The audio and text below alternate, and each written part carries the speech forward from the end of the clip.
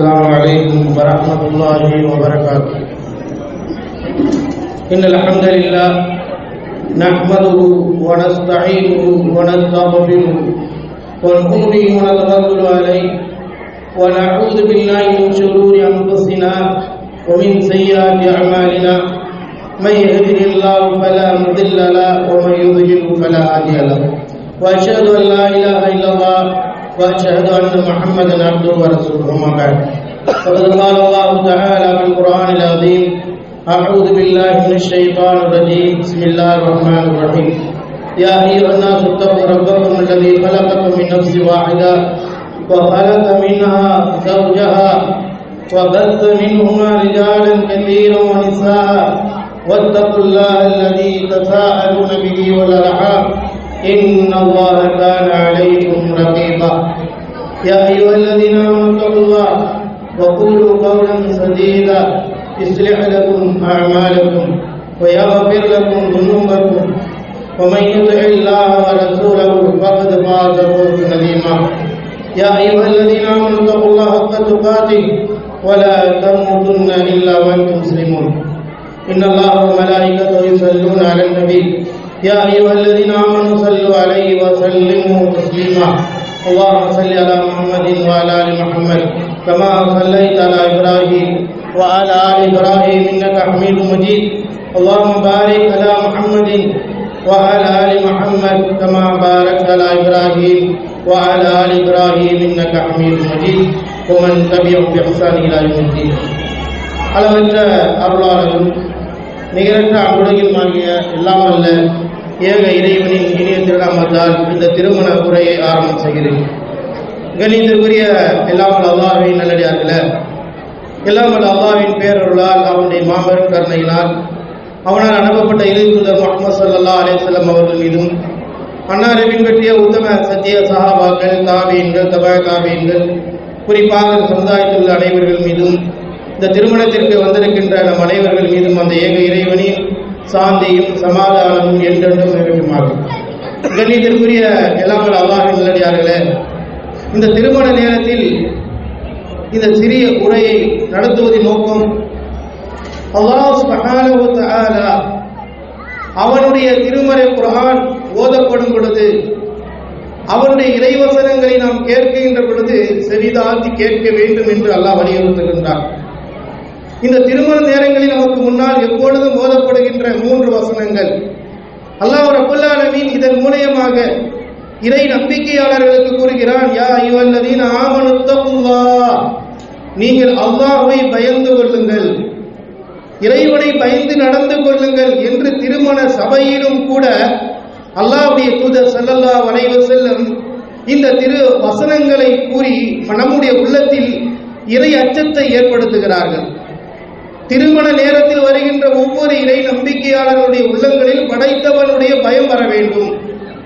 ஏனென்றால் இறைவன் நம்மை இந்த உலகத்தில் படைத்திருப்பது அவனை மட்டுமே வணங்க வேண்டும் என்பதற்காகத்தான்.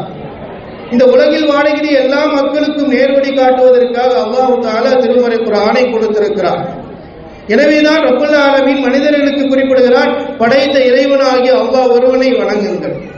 ஏனென்றால் அவன்தான் உலகத்தினுடைய எல்லா அற்புதங்களையும் படைத்து நமக்கு கொடுத்திருக்கிறான். எனவே நம்முடைய வானில் படைத்த அல்லாஹ் ஒருவனை மட்டுமே நாம் வணங்க வேண்டும். இந்த உலகத்தில் அல்லாஹ் ரப்பல் ஆலமீன் மனிதனுடைய வாழ்க்கைக்காக படைத்த அல்லாஹ்வை மட்டும் வணங்கக்கூடிய இந்த மக்களுக்கு இறைவன் கொடுத்த மிகப்பெரிய ஒரு அருள்கொடை திருமணம் என்பது நம்முடைய அறிவியல் ஞானத்தால் கண்டுபிடிக்கப்பட்ட கண்டுபிடிப்பு கிடையாது. நம்மை படைத்த இறைவன் தான் திருமறை குர்ஆனின் மூலமாக திருமணம் என்பது மிகப்பெரிய ஒரு அத்தாட்சி என்று கூறுகின்றார். எவ்வாறு சூரியனும் சந்திரனும் இரவு பகல் என்பது ஒரு அத்தாட்சியாக இருக்கிறதோ அது போன்றுதான் திருமணம் என்பதும் இறைவனால் கொடுக்கப்பட்ட மிகப்பெரிய ஒரு அத்தாட்சி. இது மனிதனுடைய கண்டுபிடிப்பு கிடையாது. மனிதன் மன நிம்மதி அடைவதற்காக, சந்தோஷம் அடைவதற்காக, தன்னுடைய கற்பை பாதுகாத்துக் கொள்வதற்காக, ஒரு மனிதன் தன்னுடைய அழகை, தன்னுடைய இறைவனால் கொடுக்கப்பட்ட அந்த அன்பு பாசத்தை ஒன்று இணைப்பதற்காக இறைவன் ஏற்பாடு செய்து கொடுத்த ஒரு வழிமுறைதான் திருமணம் என்பது. அதை குர்ஆனில் அல்லாஹ் தஆலா சொல்கிறான்: ومن آياته أن خلق لكم من أنفسكم أزواجا لتسكنوا إليها وجعل بينكم مودة ورحمة إن في ذلك الآيات لقوم يتفكرون. உங்களில் இருந்தால் உங்களுடைய மனைவியை அல்லாஹ் படைத்தான், உங்கள் இருவரையும் ஒன்று இணைத்தான். இதற்காக நீங்கள் ஒருவருக்கொருவர் அன்பாகவும் பாசமாகவும் பிணைப்பாகவும் இருப்பதற்காக. அன்பு பாசம் என்பது நீங்க தேடிக்கொண்டது அல்ல. இறைவன் தான் ஒரு கணவனுடைய உள்ளத்தில் ஒரு மனைவியினுடைய பாசத்தை கொடுக்கிறார். ஒரு மனைவியுடைய உள்ளத்தில் கணவன் மீது பாசத்தை இறைவன் தான் ஏற்பாடு செய்து கொடுக்கிறார். நம்மளாக உருவாக்கியது நினைக்க வேண்டாம். இது படைத்தவனுடைய வல்லமை என்பதை நாம் மறந்துவிடக் கூடாது. ஏக இறைவன் தான் மனிதர்களுடைய உள்ளத்திலே எண்ணத்தை போடுகிறான். ஒரு கணவன் தன் மனைவியை நேசிக்க வேண்டும், ஒரு மனைவி தன் கணவனை நேசிக்க வேண்டும், இருவருக்கு மத்தியில் அன்பையும் பாசத்தையும் பிணைந்து கொள்ள வேண்டும் என்று அல் குர்ஆன் தெளிவாக நமக்கு எடுத்துரைக்கிறது. அதனால்தான் திருமறை குர்ஆன் கணவன் மனைவியுடைய உறவு எப்படிப்பட்டது தெரியுமா? குன்ன லிபாசுல்லக்கும் வ அன்தும் லிபாஸுல்லஹுன்ன, அவள் உங்களுக்கு ஆடை, நீங்கள் அவளுக்கு ஆடை என்கின்ற விதத்தை திருமறை குர்ஆன் கணவன் மனைவி என்கின்ற இந்த உறவு, இந்த திருமண பந்தம் என்பது இறைவனால் ஏற்படுத்தப்பட்ட மிகப்பெரிய ஒரு அத்தாட்சி என்பதை உலகத்தில் வாழுகிற எந்த மனிதரும் மறந்துவிடக் கூடாது என்று இஸ்லாம் அழுத்தமாக கூறுகிறது. இறைவன் கொடுத்த அற்புதத்தினால் தான் இன்றைக்கு உலகம் முழுவதும் எந்த கொள்கையில் இருந்தாலும், எந்த கோட்பாட்டில் இருந்தாலும், எந்த சமூகத்தில் வாழ்ந்தாலும் திருமணம் என்ற ஒரு உறவு நடைபெற்று கொண்டே இருக்கிறது. ஏனென்றால் இது இறைவனால் ஏற்பாடுபட்ட மிகப்பெரிய ஒரு அற்புதம் என்பதை யாராலையும் மறக்க முடியாத அளவிற்கு இறைவன் இந்த உலகத்தில் இந்த திருமணம் என்ற உறவை நிலைநாட்டி வைத்திருக்கிறார்.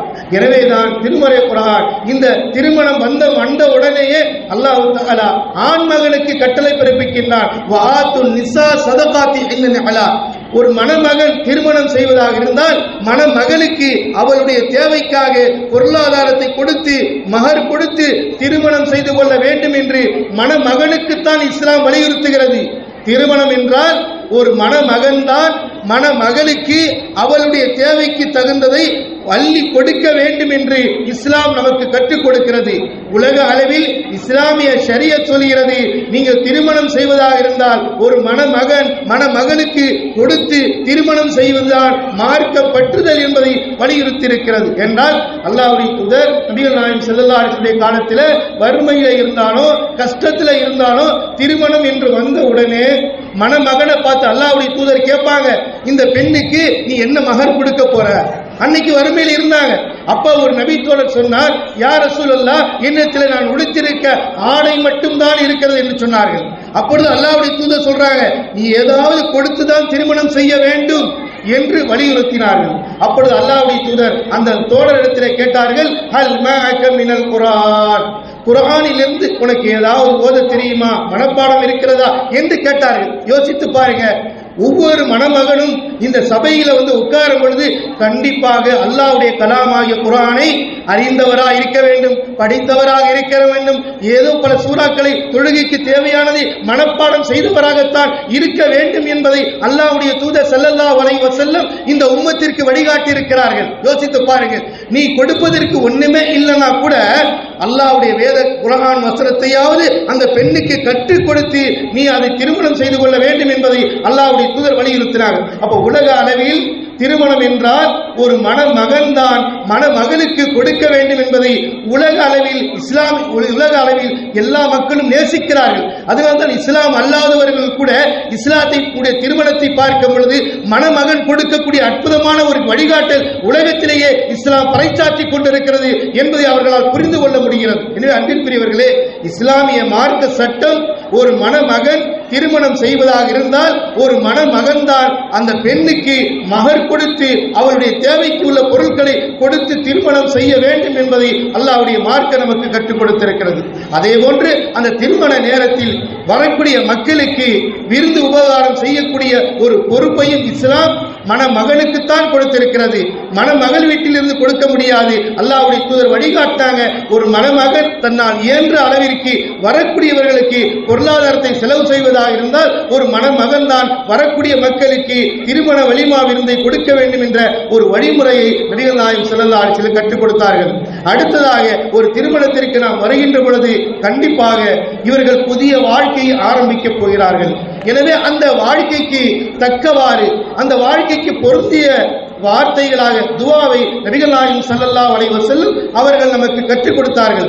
திருமண நேரத்துக்கு நாம் வரும் பொழுது இந்த மணமக்களுடைய ஹக்கிலே கண்டிப்பாக எல்லாருமே செய்யணும், துஆ செய்ய வேண்டும் என்று ரசூலுல்லாஹ் ஸல்லல்லாஹு அலைஹி வஸல்லம் அவர்கள் கற்றுக் கொடுத்தார்கள். அல்லாஹ்வுடைய தூதர் என்ன சொன்னாங்க?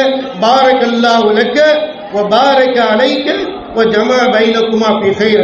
அல்லாஹ் உங்களுக்கு அகத்திலும் புறத்திலும் அபிவிருத்தி செய்வானாக, உங்கள் இருவரையும் நல்ல விஷயத்திலே ஒன்று இணைப்பானாக என்று நபிகள் நாயகம் ஸல்லல்லாஹு அலைஹி வஸல்லம் மணமக்களுடைய ஹக்கிலே துஆ செய்தார்கள். இந்த துஆவை தான் ஒவ்வொரு இமாம்களும், நான் குறிப்பாக இமாம் அபூ ஹனீஃபா ரஹ்மத்துல்லாஹி அவர்களும் சரி, இமாம் ஷாஃபி ரஹ்மத்துல்லாஹி அலைஹி அவர்களும் சரி, அலைக்கும் பி சுன்னதி, நீங்க நபி ஸல்லல்லாஹு அலைஹி வஸல்லம் அவர்கள் கூறிய அந்த துஆவை பற்றி பிடித்துக் கொள்ளுங்கள், அவருடைய சுன்னத்தை பற்றி பிடித்துக் கொள்ளுங்கள் என்று ஒவ்வொரு இமாம்களும், கண்ணிய வாய்ந்த இமாம்கள், கல்விக்காக பாடுபட்டவர்கள், கல்விக்காக நிலைநாட்டிய கண்ணிய மிகுந்த 4 இமாம்களும் இந்த உம்மத்திற்கு சொன்ன வார்த்தை, அல்லாஹ்வுடைய தூதர் எந்த துஆவை ஓதினார்களோ அந்த துஆவை தான் நீங்கள் ஓத வேண்டும், நீங்கள் பின்பற்ற வேண்டும். என்னுடைய சொல்லை விட்டுவிடுங்கள், எங்களுடைய தூதருடைய சொல்லை எடுத்துக் கொள்ளுங்கள் என்று ஒவ்வொரு கண்ணியத்திற்குரிய இமாம்கள் நமக்கு வழிகாட்டி இருக்கிறார்கள். எனவே அன்பிற்குரியவர்களே, அல்லாஹ்வுடைய தூதர் ஸல்லல்லாஹு அலைஹி வஸல்லம் இந்த உம்மத்திற்காக, இந்த உம்மத்தில் வாழப் போகின்ற, வாழ்க்கையை தொடங்க போகின்ற இந்த மணமக்களுடைய ஹக்கிலே துஆ, பிரத்யேகமான ஒரு துஆ, இது மணமக்களுடைய ஹக்கிற்காக வேண்டிய துஆவை அல்லாஹ்வுடைய தூதர் கற்றுக் கொடுக்கிறாங்க. நபியை விட உலகத்தில் யாரும் வேறொரு சிறந்த ஒரு துஆவை கண்டுபிடிக்கவே முடியாது, கண்டுபிடித்தாலும் அதற்கு ஒப்பாகவும் ஆகாது, அது அல்லாஹ்விடத்திலேயும் செல்லாது. அல்லாஹ்விடத்திலே செல்லக்கூடியது, நபியிடத்திலே செல்லக்கூடியது, மன்னரைக்கு வரக்கூடியது, மறுமைக்கு வரக்கூடியது, கபரிலே கேட்கப்படக்கூடிய கேள்விக்கு பதில் சொல்லக்கூடிய நிலை, எல்லா துஆக்களையுமே அல்லாஹ்வுடைய தூதர் ஸல்லல்லாஹு அலைஹி வஸல்லம் பரக்கத்து பொருந்திய துஆ, இவருடைய வாழ்க்கைக்கு பரக்கத்து தேவை, அபிவிருத்தி தேவை, இவருடைய வாழ்க்கையில இன்பம் தேவை என்பதை கருத்தில் கொண்டுதான் இந்த உலகத்திற்கு அருள் கொடையாக அனுப்பப்பட்ட நபிகள் நாயகம் ஸல்லல்லாஹு அலைஹி வஸல்லம் திருமண நேரங்களில் இஸ்லாமிய மக்களுடைய காதுகளில் ஒலிக்கின்ற அளவில், அவர்கள் புரிகின்ற வகையில், எல்லோருடைய நாவுகளிலும் வரக்கூடிய வார்த்தையை ரத்தின செருக்கமாக அல்லாஹ்வுடைய தூதர் கற்றுக் கொடுத்தாங்க. ஒரு முஸ்லிம் இஸ்லாமிய திருமணத்தில் கலந்து கொண்டால் அந்த மக்களுக்கு சொல்ல வேண்டிய துஆ பாரக்கல்லாஹு லக்க, அல்லாஹ் உங்களுக்கு அருகத்திலும் புறத்திலும் அபிவிருத்தி செய்வானாக, வ ஜமா பைனகுமா ஃபீ கைர், உங்கள் இருவரையும் நல்ல விஷயத்திலே அல்லாஹ் ஒன்று இணைப்பானாக. இது யார் சொல்லிக் கொடுத்தா?